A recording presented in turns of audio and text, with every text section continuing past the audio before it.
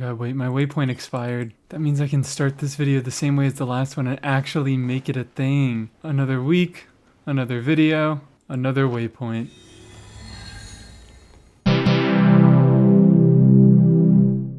Hello. Let's actually go somewhere else that's more suitable for this video. I imagine this video is going to be on the longer side because Lan Yan is a good unit. A very good unit. And the title is serious. I'm not baiting you. I actually do believe that Lan Yan feels more like a 5-star character than she does a 4-star character. And it seems that Hoyo agrees because, they took a year to rerun her. This character is insane, and frankly, the only thing that justifies her existence is the 1.0 4-stars, the units that were busted at the start of the game and have only gained relevance as time has gone on. Now, is she quite as powerful as Sucrose and Bennett? No, but that's an incredibly tough lineup to go up against, and she gets close. So let's stop wasting time and talk about what makes her so good. We don't even have to look at her talents to start seeing why she's so good. Her base attributes of being an Animo Catalyst unit already make it so that she can only be so bad. She gets access to 2 of the best pieces of supportive gear in the game in TTDS and VV, and even if her kit did literally nothing else, these 2 factors would make her usable. So let's see how her kit can actually use them. Starting with her normals, these are your run-of-the-mill Catalyst normal attacks. There's really nothing to talk about here. The animations are certainly a lot of fun, especially the charged attack, but the multipliers on these aren't particularly high. Generally, I wouldn't prioritize leveling them. Pretty much her entire kit is contained within her skill. Am I getting deja vu? Is that exactly what I said in the Lan Yan quick guide? Probably because it's true. Simply using the skill will cause Lan Yan to dash forward and create a shield. Yippee, hooray, we have our first Animo shielder, and oh my god, it's as ridiculous as you'd think it would be. So she dashes forward, she creates this shield. It has a pretty reasonable multiplier on it. At level 10, it's just shy of 500% of her attack. Inefa has the only other attack scaling shield in the game, and at the same level of investment, it has 100% less motion value, or it's not motion value, but you get what I mean. Shield health, 100% less attack shield health.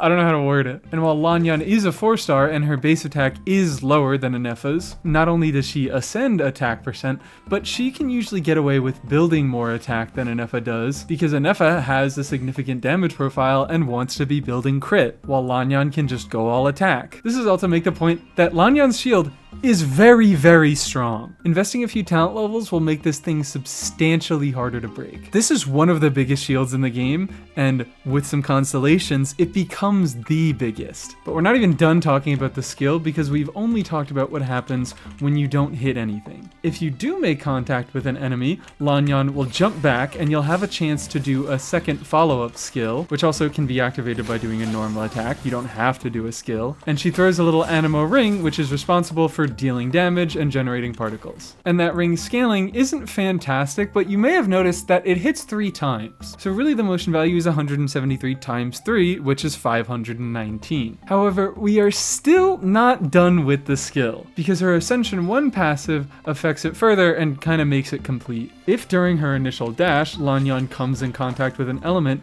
her shield will absorb that element, and when she throws her ring, she'll throw a second that deals damage of the absorbed element. The one that deals the extra elemental damage only deals half of the damage of the original Animo ring, and of course it's not Animo damage, so it doesn't benefit from any Animo damage bonuses or res shred or whatever buffs that she may get, but it does increase the motion value another 260. So really this crown skill is rocking 520 Animo motion value and 260 non-Animo motion value, which still isn't great, but it's also not terrible. Now I'm gonna jump ahead a little bit because some of you may have noticed, Lan Yan's skill should have hit 6 times in that last clip, 3 Animo and 3 non-Animo, but it did not hit 6 times. It hit a lot more than 6 times. That's because of C1. C1 straight up doubles her motion value. After triggering elemental absorption, this instance of Lan Yan's elemental skill will produce another Feather Moon ring when they are thrown at opponents. And that's both another Animo ring and another non-Animo ring. So a C1 Lan Yan gets 12 hits on her skill and over 1,500 motion value, 1,000 of which is Animo. So not only does she have the potential to have one of the largest shields in the game, but if you have C1, it's just inexplicably taped to a massive Anemo nuke. Now, I'll talk a little bit more about DPS Lan Yan in a little bit because it is reliant on a few specific pieces on your account, but I have to give it props. For some reason, Lan Yan just has a ton of free multipliers in her kit. Her burst is pretty much just damage, and for that reason, it is almost only useful in her damaging playstyle. It does have some grouping properties, not that you can really see there, but the AoE isn't really all that big, and how often can enemies really be grouped, and that's a useful thing. It's not pointless. You'll find use cases for it, but it's generally just not that impactful. So for the most part, it's just another big Anemo motion value, over 1,000 even just at level 8. And the second reason that I introduced DPS Lan Yan a little bit early is because of her A4 passive. This gives her skill and burst a little bit of scaling based on her EM. This makes it so you get pretty similar value whether you build attack or EM on Lan Yan. Both affect her raw talent damage pretty similarly, the main difference being that attack affects her shield strength and EM will affect her swirl damage. So whichever is more important to you, go in that direction. But if you're using her just as a supportive unit, this doesn't really matter. Back to her first Ascension passive. Let's go back to the first effect that I kind of skipped over, the shield absorption. Because usually you're not really going to care. Lan Yan is just going to absorb the element that you're trying to swirl. So, oh, okay. Well, I didn't mean to get a Hydra shield there. Lan Yan is just gonna absorb the element that you're trying to swirl, so it's like, yay, big whoop, I have an electro shield. The enemy isn't doing electro damage, so why do I care? But there are those situations, maybe not Tulpa specifically, because Vivi's not going to do anything against Tulpa, why bring Lan Yan? But some enemies you can take advantage of that absorption and make her shield multiple times stronger. Because of course, shields have 250% resist against their own element. So if an enemy is doing all Hydro damage, and you can get a Hydro absorption,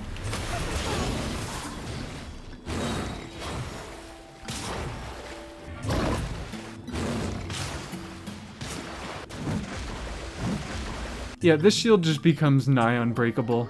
And there you go. There's Lan Yan's kit. She just does what she says on the tin. She makes a shield and she can deal some damage. And it's that simplicity that makes her so good. I wasn't happy with the way I worded this section while live, so let me just do a quick re-edit. It kind of sounded like I was saying you have to choose between DPS or support Lan Yan, when in fact Lan Yan is very, very good at supporting hybrid builds. But what I meant is that Lan Yan as a character changes a lot based on whether you have the right stuff to make her deal some damage. Because I don't assume people have those things, I want to make the first section of this video about dedicated support Lan Yan. Back to the video. Although this section is going to be a fair bit shorter because there's just a lot less to say. You put her on supportive sets, you find a unit that can utilize her shield, and yippee, good Lan Yan team. Of course, the classic is TTDS, which is the general recommendation as it's TTDS and it's crazy, with pretty much the only other option being Seat Lolly signature Star Colors Watch. This is a catalyst that buffs the on-fielder's damage bonus if its wielder created a shield. Of course, Lan Yan is a catalyst unit capable of creating a shield. It is very similar DPS-wise to TTDS, but of course, instead of buffing attack, it buffs damage bonus, so it can buff characters that can't utilize attack. Like, for example, Neuvillette, who I think is one of the prime options to use Lan Yan with. Not to say you need to get Seat Lolly signature if you want to play Lan Yan with Neuvillette, but if you're not doing that, then I don't know, I guess Fav Codex? Maybe Prototype Amber? Of course, Prototype Amber is just an option on itself. If your carry doesn't use TTDS or your rotation can't account for it, then Pamber is always a decent option. If you can't do anything supportive with her weapon, then just give your team a little bit of extra healing, it doesn't hurt. And then there is the interesting option of Wandering Evenstar, which is maybe something that I want to talk about and maybe even test in this video a little bit, because of course it gives the wielder attack based on their EM, which of course those are two stats that Lan Yan gets damage from, but it also gives a little bit of that converted attack to your entire team, so it's a little bit of a buffing weapon as well as a DPS option for her. Now when I talk about DPS, I'm going to mention that Sac Frags is kind of your only option because that second skill proc is just so unbelievably valuable. But Wandering Evenstar can be a fun, goofy little combination DPS and a hybrid thing where maybe you build her to deal a little bit of damage, but you don't necessarily on-field her for a long time. Anyways, those are supportive weapon options. Usually TTDS, maybe Seat Lolly signature if you already have it. Otherwise, either Fav or Pamber, depends on whether you need healing or energy more. And would you believe it, I forgot to talk about her supportive artifact set options. Obviously it's VV. Just use VV. She can conceivably use the generic sets like Deepwood, Scroll, Serenade, Noblesse, but she should really only be on one of those sets if she can't use VV, whether it's because she's buffing a unit that has a non-swellable element or another unit in the party has VV. I know people are probably going to ask about low base attack weapons and how they affect the strength of her shield. They definitely do. I'm not going to try to make the claim that they don't. On TTDS, on this triple attack setup, I'm only hitting 2300 attack. Opposite end of the spectrum, a Skyward Atlas, a 5-star weapon with an attack percent substat and a high base attack. 1000 more attack, straight up. About 35-40%. That is a lot. That is substantial. And you can optimize around her shield strength. I'm not going to say it never makes sense. I mean, look who's talking here. I have a crown talent. But in general, no matter what weapon I'm using, as long as I've built a decent amount of attack percent, I have a pretty hard time breaking her shield. Maybe that is just the crown talent speaking, but it really is one of the strongest shields in the game. You can feel it. If you are using a lower base attack weapon, then you definitely will want to invest a few levels into her shield. And that's kind of how you can think about it. Instead of TTDS making her shield weaker, it's more that higher base attack weapons will allow you to save resources on leveling her skill, because the shield is strong enough already. Her skill's cooldown is 16 seconds, but the shield only lasts for 12.5. In Lan Yan teams, I don't find myself dying because my shield breaks. I find myself dying because my shield expires and I get hit before I can get it up again, which that is a small annoyance, and it's probably the only small annoyance in her entire kit. But in general, I find that her shield health is way too large for her weapon to matter all that much. And also, let's talk about a fun secret, because shields in this game snapshot. The moment they are created, they will take the creator's stats and use those to create that shield. And wouldn't you know it, there's a buffer for Lan Yan's shield stat. Let's just overkill this. Let's put him on the highest base attack weapon I have, and let's overkill this. 3600 attack. Now, after the shield is created for its entire duration, even if I swap off, it keeps the health as if I had 3000 attack.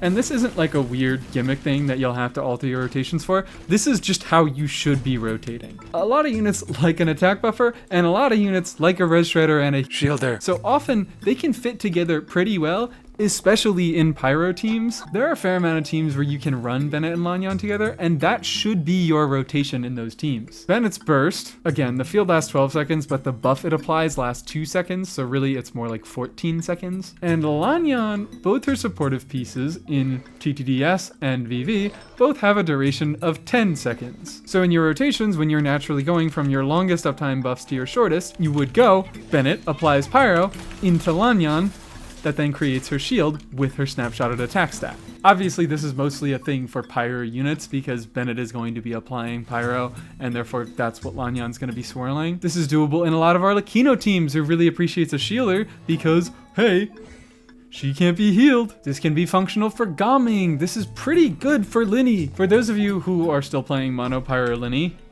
which... do lyney players even do that anymore? Is there really a Mono Pyro Lyney player out there still? If there is, this one goes out to you. Lan Yan is an incredible last slot in these teams. She rotates pretty comfortably. She gives lyney a shielder and a res shredder in the same slot. I think a lot of this section will go faster if I just say right now, she's basically a better version of Zhongli. Anywhere where Zhongli can fit and be a decent option, Lan Yan, if you put in the tiny bit of extra work to make her function, will be a lot better. They are both shielders with res shred. Lan Yan's of course relies on having a set and doing a setup for it, but if you can achieve both of those things, then hers is higher. I shouldn't have quit out because of course she has TTDS as a buffing weapon, which Zhongli does not have. They both have very strong shields, and while Zhongli's is a little bit stronger by default, Lan Yan's can be much stronger if you incorporate a few tricks and get a little bit of investment. That's really what it is. Zhongli is just a lazy Lan Yan. He's pretty decent everywhere, and he has the upside of requiring next to no setup, while Lan Yan does need a tiny bit of effort, but if you can put in that effort, she's actually pretty good everywhere. Of course, with the restrictions of VV, she can't swirl Dendro or Geo. So yeah, Lan Yan is a very, very powerful option for lyney Mono Pyro teams. He was the unit that was looking to get a bit of role consolidation in his teams, which is why he's a standout mention. The rest of them, Mawika, Arlecchino, Yoimiya, Klee, and to a lesser extent Hu Tao, because, VV Hutao setups. Support Lan Yan can easily slot into a lot of their different teams, and she's not fantastic for any of them, but she's a decent option for all. Let's talk about the other elements. I think I can kind of talk about Neuvillette and Mualani in the same breath. They are two HP scaling Hydro DPSs that appreciate a shield. Neuvillette probably more than Mualani, but whatever. In Mualani teams, Lan Yan can essentially act as a bit of a worse but more comfortable Sucrose, where you don't get the EM, but you do get the shield. I mean, that's what she is in a lot of scenarios. In fact, yeah, hold on. We'll save a lot of time by saying that. For every unit, she's either a Sucrose downgrade that gives you a shield, or she's a Zhongli upgrade that requires you to think when you rotate. So yeah, again, she works the same way with all these other units. You can use her, she's an option. But I do specifically want to shout out Flynn's, because if you're lacking a Nefa on your account, your defensive option for Flynn's teams are kind of rough. Accounting for all that he needs in a team to deal damage, which is both for Electrocharge to be happening and to be an Ascendant Moongleam, you can have a hard time also slotting in defensive utility. So you pretty much need Aino. Very soon we will get access to Yehoda, an Animo unit, who will free up Flynn's options a little bit, but still I think Lan Yan will be a strong consideration. If you're running Aino for your Hydro and not Cry requirements, and then you're running Sucrose for damage, your defensive options for this slot aren't that great because you want a second Electro. It's pretty much between Kuki or Dori. Or you could make this slot a stronger offensive unit like Fischl, and then sacrifice Sucrose's EM buff for Lan Yan's shield. Lan Yan is definitely one of my preferred units to play with an Nephilis Flynn's, and I think he is currently one of her most relevant use cases. And I would love to go over the Cryo carries right now, and you're mostly just playing them with a Escoffier these days, because Cryo has been somewhat left behind. You know, it's not impossible to play Lan Yan with any of these carries. In lower levels of Stygian, in Abyss, you can absolutely run Lan Yan with one of these characters. As a charged attacker, Ganyu really appreciates a shield, and Lan Yan can serve that function for her. I don't really know what to do now, because I feel like I'm kind of done talking about support Lan Yan. So I think I'm just going to do a Stygian run with her. Do a little build check before we start. Flynn's, Jadewing Spear and Night Sky. Aino, Fav, Greatsword and Serenade, Lan Yan, TTDS and VV, Fischl, Fav, and Tenacity. So just some thoughts I was having while clearing. Yes, Lan Yan and Flynn's both rotate on 16-second cooldowns. Both of their E's are their entire kit, and they're both on 16-second cooldowns, but often it feels like Lan Yan can slow down Flynn's teams a little bit.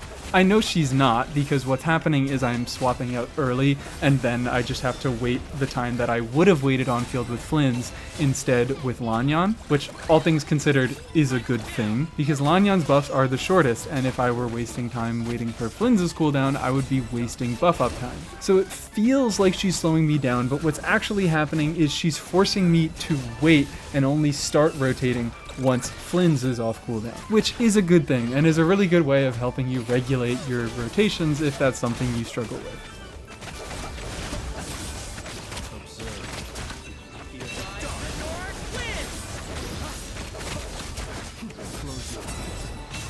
I stand against the long night and curse the darkness!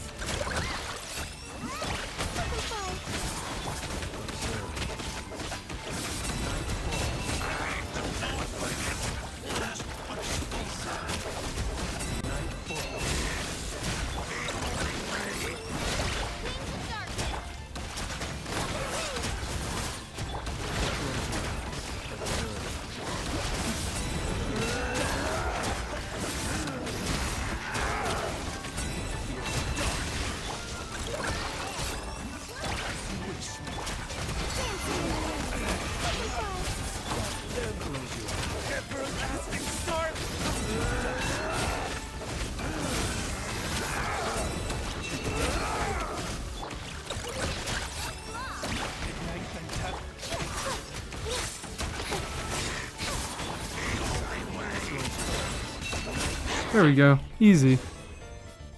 First try and everything.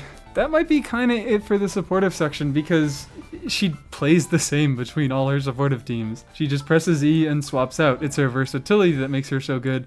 She's not an incredibly interesting supportive unit. Now let's take a stop by constellations. We've pretty much talked about C1 as much as we need to. If she gets an absorption, it doubles her skill's damage, and that is however useful it is. I hate to be that person, but yeah, it really matters. In teams where Lan Yan is not a significant portion of the team's damage, It kind of sucks. It really doesn't do anything. It maybe gets you a few extra hits and extra swirl procs. In teams where you are relying on Lan Yan to do the majority damage, it doubles her damage. I don't know if I really need to tell you this, but that's really, really good. To make her the main DPS of a team, she is essentially reliant on this constellation, but if you don't have plans to deal damage with Lan Yan, it's kind of pointless. Now, it is not entirely pointless, because Hoya has kind of recently gotten a thing for making enemies that count the amount of hits done against them, and Lan Yan is kind of good at cheating these mechanics. This guy gets 60 hits against him, so not only am I getting the initial 12 hits of the skill, which, you know, 3 hits from the main ring,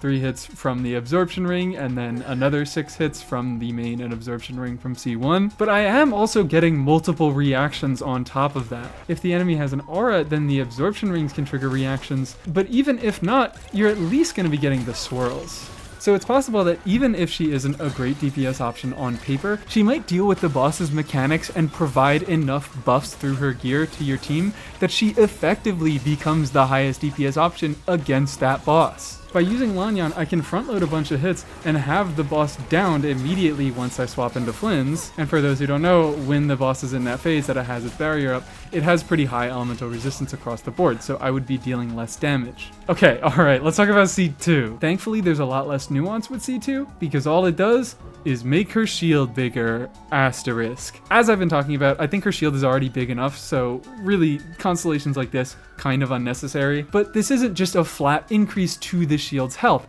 Instead, it gives her shield the ability to heal for 40% of its maximum health. That happens when your active party member hits a normal attack. This can happen once every 2 seconds, and as long as your shield doesn't break, you can heal it as much as you want. So while the maximum HP of the shield doesn't ever go above this amount, the ability to take damage and heal that damage back gives it a much higher effective HP, with, of course, the asterisk being, the shield can't break. If it does break, then it's gone. There's no getting it back, there's no healing from there. You just have to wait until her skill comes back off cooldown. So this only makes your shield bigger when your shield takes enough damage that it doesn't break, and when your on-fielder is doing normal attacks. But if you do meet those conditions, you still have to get hit again for the heal to have mattered. So yeah, C2, it potentially makes her the strongest shielder in the game, but her shield was already ridiculously strong, and there are a bunch of asterisks around it, so I generally don't really think it matters outside of gimmick showcases. Okay, in editing, I realized that I think C2 deserves a bit more of a fair shot. The reason I talked about it so negatively is that I think a lot of people are using it like I described. They already build their Lan Yan to have a strong shield, and the extra health ends up not being impactful. But Lan Yan has a lot of build paths where she doesn't invest into her shield's strength. And in those teams, this healing can stretch out a weaker shield's health bar much longer than it has any right to. But if all it's doing is making a strong shield stronger, it's not really a good constellation. C3, talent levels. Generally, I think this is the more impactful shield increase because it just increases the amount of HP that the shield generates with in the first place. No healing shenanigans about it. And of course, it also affects the damage of the skill, which is very, very important for DPS Lan Yan. That is where all of her damage is coming from. Unless you're building her for EM damage, which doesn't scale off of talent level. Skill levels only affect the attack portion scaling of the damage, so if you're building her for EM damage, then this matters less, but I'd say this is generally a pretty useful small increase to both of her playstyles. Decent shield health upgrade that you probably didn't need, but it doesn't hurt to have, and decent damage upgrade. C4 is a full party EM buff, 12 seconds after using her burst.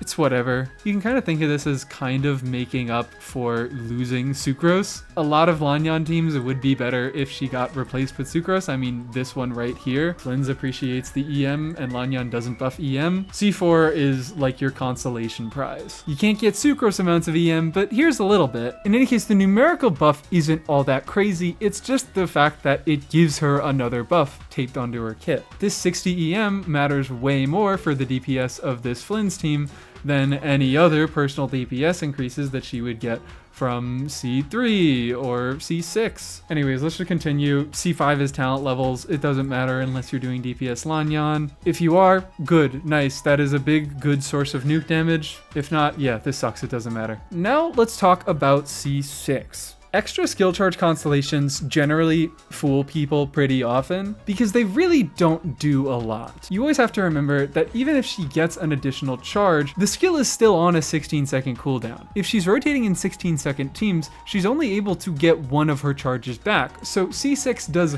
effectively nothing. You can use one additional skill on your first rotation, but after that, C6 doesn't give Lan Yan anything. It's really more about the flexibility that it grants because Lan Yan does have a decent bit of downtime in her shield. You can kind of treat that extra skill charge as, like I talked about with Nefer, stealing from your next rotation. Say your first rotation happens, maybe it's only 14 seconds for some reason. You've used one Lan Yan skill, it's 2 seconds before your second charge comes back, but you still have one charge. So you can use that charge, and by the time your next rotation comes around, you've done another 14 seconds, she's gained another charge back, and the second charge is on a 4-second cooldown. Eventually those 2 seconds will add up and she won't have a skill when she needs it, but she can do it for a few rotations.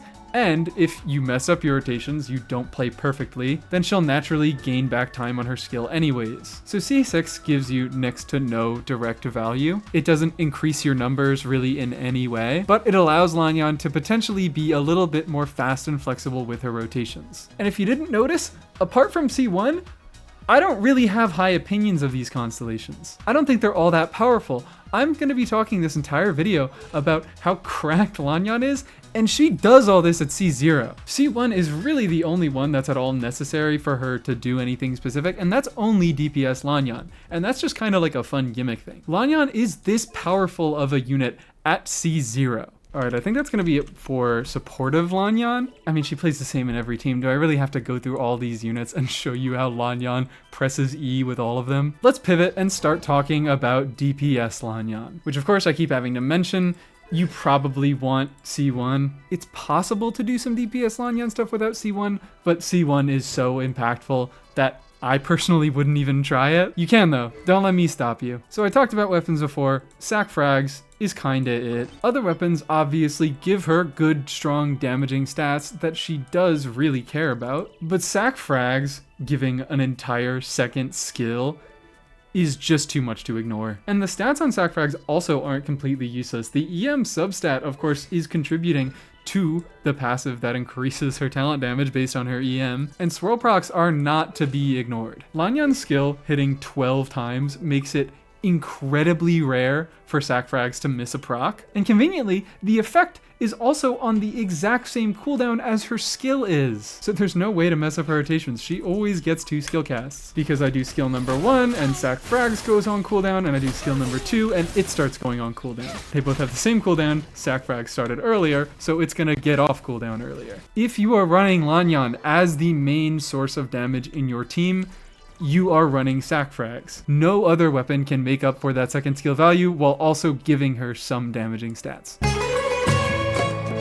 So C1 is piece number 1, R5 sac frags is piece number 2, and the final entry in the holy trinity of what DPS Lan Yan needs to succeed, it's C6 Faron. This is just the current state of Animo DPSing in Genshin. Across the board, Animo DPSs have pretty miserable numbers, and their element makes it so that they can't really get many useful reactions. Swirl is all they have, and while Swirl is good in specific contexts, it's only in specific contexts. Long story short, Faron makes it so that any Animo unit with half-baked multipliers can at least make for a decent carry, because after all, she was designed for an Animo unit with half-baked multipliers. So once you factor in Faron's insane, stupid, ridiculous buffs, everybody actually starts performing very similarly. Wander and Xiao slightly outperform the rest because they are specialized damage dealers that do have small things in their kit that make them deal more damage than non-specialized damage dealers. Wow, would you believe that? Xiao actually is made to deal a little bit more damage than Lynette. But it's not enough to where these guys really become standout options and really worth using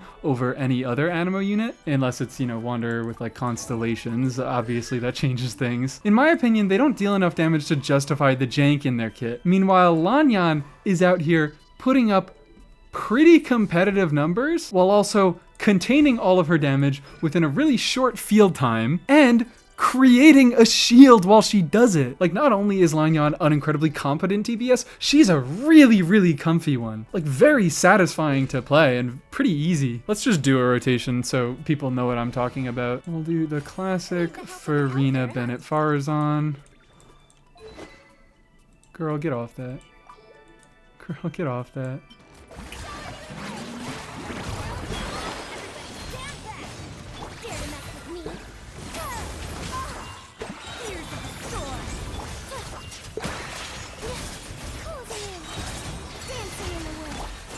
And then, of course, when you're done with Lan Yan, you can swap back on field to Farazan.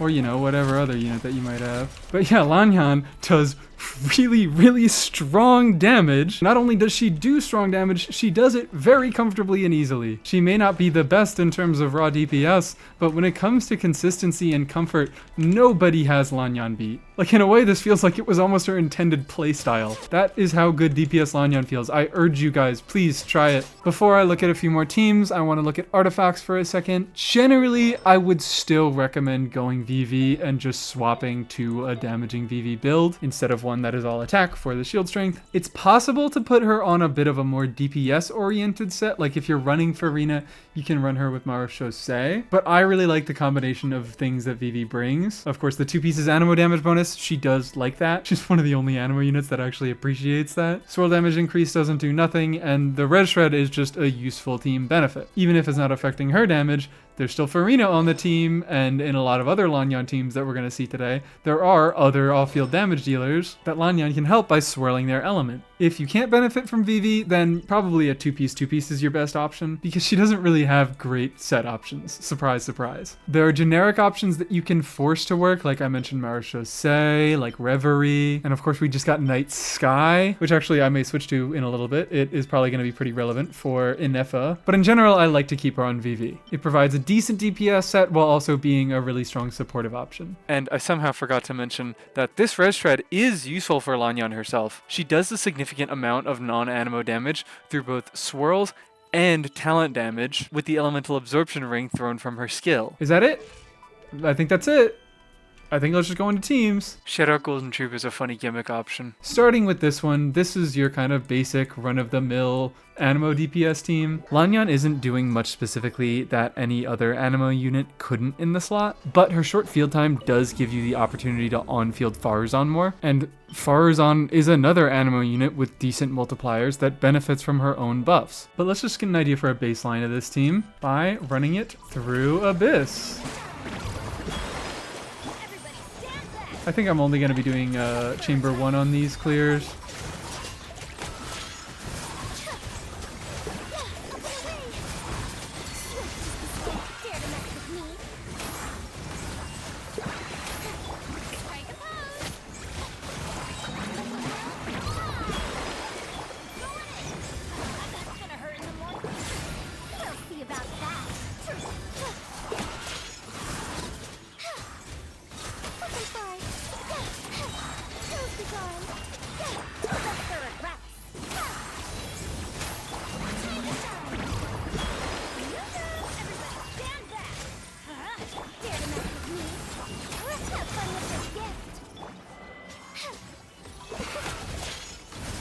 That's also, so, I guess I could talk about that. I can talk about a lot of things while I'm doing this little clear. One of the things I love so much about Lan Yan, you just saw there, she is so flexible when it comes to her movement. Ow. I might die here, or just like have a stroke here. Because she can like dip in and out of Bennett's circle because of how fast she moves with her skill. Yeah, this is like not looking like a great clear because he has debuffed me and I now can't get rid of the debuff because I forgot to bring Maiden Beloved, but it's fine. If we ignore the goat, that was a decent clear. And actually, even with the goat, it was a decent clear. It was only 10 seconds over 90, and that was while I was completely ignoring an entire mechanic of an enemy. For this team, I'm probably going to mostly leave it up to Saluna. He's made a lot of videos about DPS Lan Yan and this team in particular. There are a lot of nuances within the play of it, and if I'm gonna be real, he probably is making a video for this banner. I'm gonna ask him. There's certainly more to be talked about here, but this is a team that maximizes Lan Yan's personal damage for the most part, which is cool, but it is generally not the thing I like to do with units. So let's do some silly things. And you know what, let's just get this out of the way. Previously, I ran this team with Yelan, and she was fine in the slot, but now that we have, where is she? Aino, I am far more inclined to run her. She's obviously doing less damage than Yelan is, but if we count her being a Nodcry unit as a buff, she's a better buffer who can enable Serenade on herself, and what I just mentioned, I guess I'm doing this immediately, Night Sky on Lan Yan. However, we still want the red shred, so we're putting Faron on VV this time, because Faron is an Animo unit, and we can do that. That's kind of the only thing that ever lets me take Lan Yan off of VV, is the fact that if you're running her as a DPS, then you're gonna be running her with a different unit who can also be on VV. I don't think Inefa is properly geared. I don't think Inefa's properly geared. Oh, I don't think Inefa's properly geared.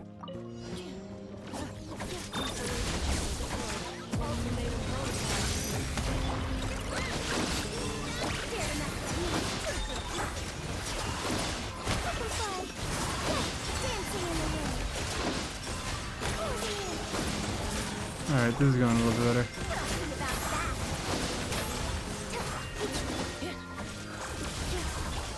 Still do not have enough energy on Inefa.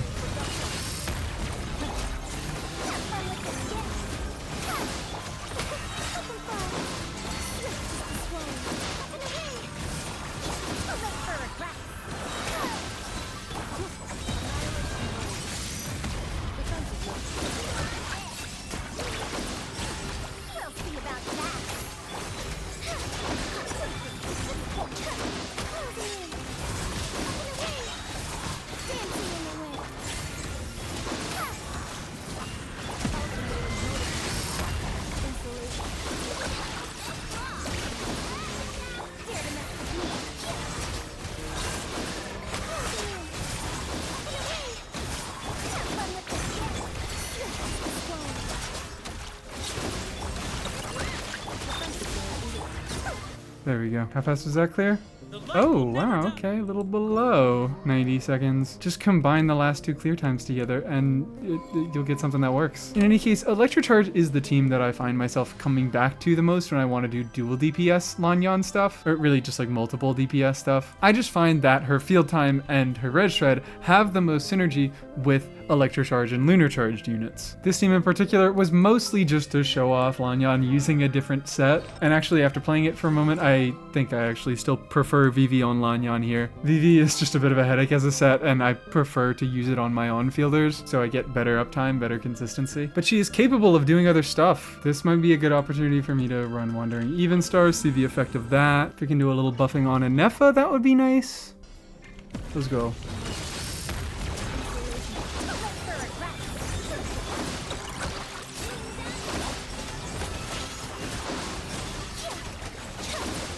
I was so used to having a second skill that I was like, hey, where's my second skill? I lost it.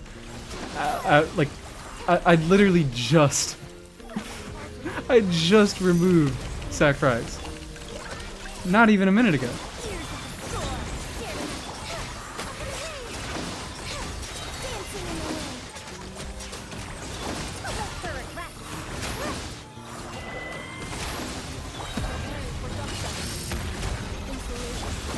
Watch this be like significantly faster.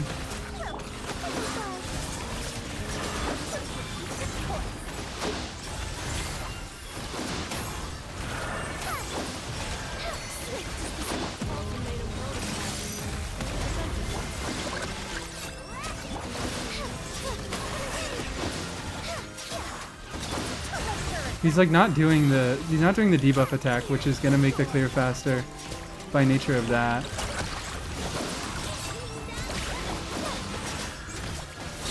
Jeez.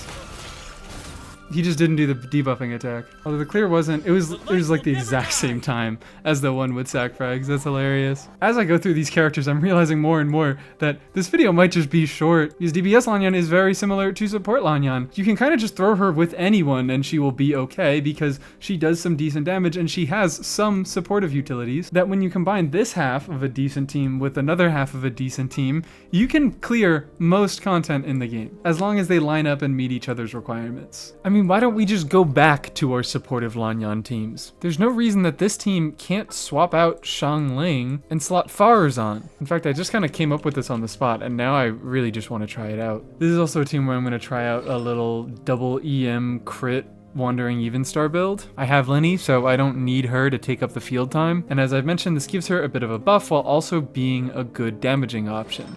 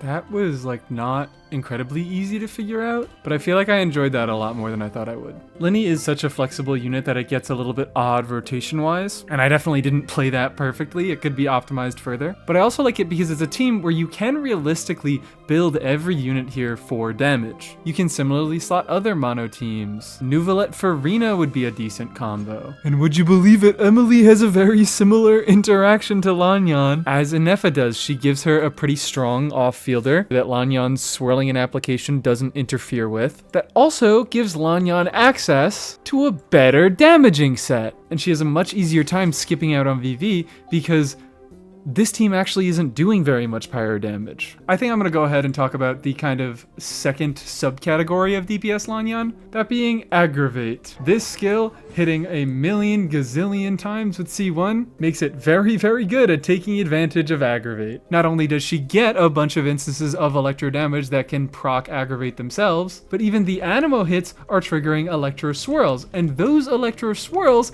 if hit an enemy with a quicken aura, will also aggravate and get additional damage. And while I am switching weapons, I'm actually sticking to the same EM build as I did in the last team. So hey, why is Dory here? As I mentioned in Dory Zone 101, her burst is the only thing in the game that lets you apply Electro to other characters. And Lan Yan can utilize that. Oh, okay, well she has to hit something. Now I look like a buffoon. Lan Yan can use an element on herself to guarantee an absorption. You could actually see a little example of that in my Abyss run when I was doing my Bennett Lan Yan team. Even though this guy has a permanent Hydro Aura and I should only be able to get a Hydro Absorption off of him, which we can see if I do it right now. There we go, Hydro Absorption. If I first Bennett Burst applies power to the active character, and then if I do an E, I get a Pyro Absorption, which, yeah, I get some Vaporizes. And what we're doing here with Dory, Nahida has pretty strong Dendro application. I have complained a lot about Nahida's Dendro application in the past because it is too strong in a lot of situations, and it can make it difficult to get Electro Swirls in Aggravate teams. Dory not only has a lot of application herself,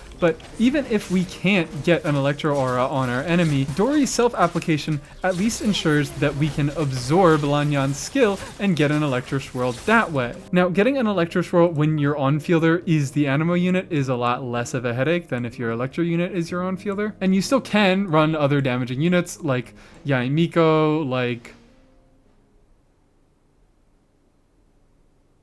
Actually, that's kind of it. I like Dory here because she makes the team function a little bit more smoothly, and I just like Dory. I think it's funny to use her. And I know I said this was the last team, but I have to mention it. I'm legally required. I brought it up in the Dory video, but Hyper Bloom Lan Yan. It's this team structure, but replace Fischl with Farina. And surprise, surprise, changing one unit doesn't really change all that much. It's the same basic concept of using the self-application to guarantee an Electro absorption and get value out of Lan Yan. It's just that one team is turning her into an Aggravate trigger and the other is turning her into a Hyper Bloom trigger.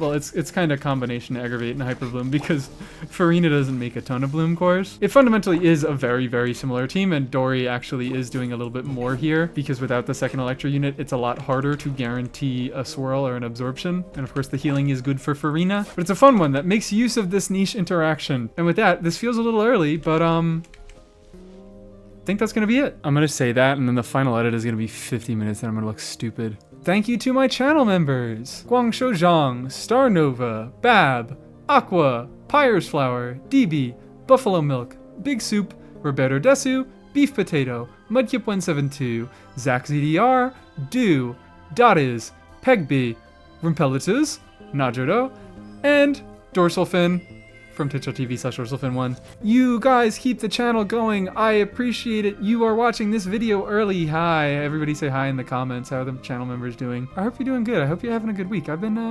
trying to, rest up. I would love to have more things to say, but I simply don't. I hope you learned something. And I have... The best for tan... Will you shut up? I hope you learned something and have a lovely day.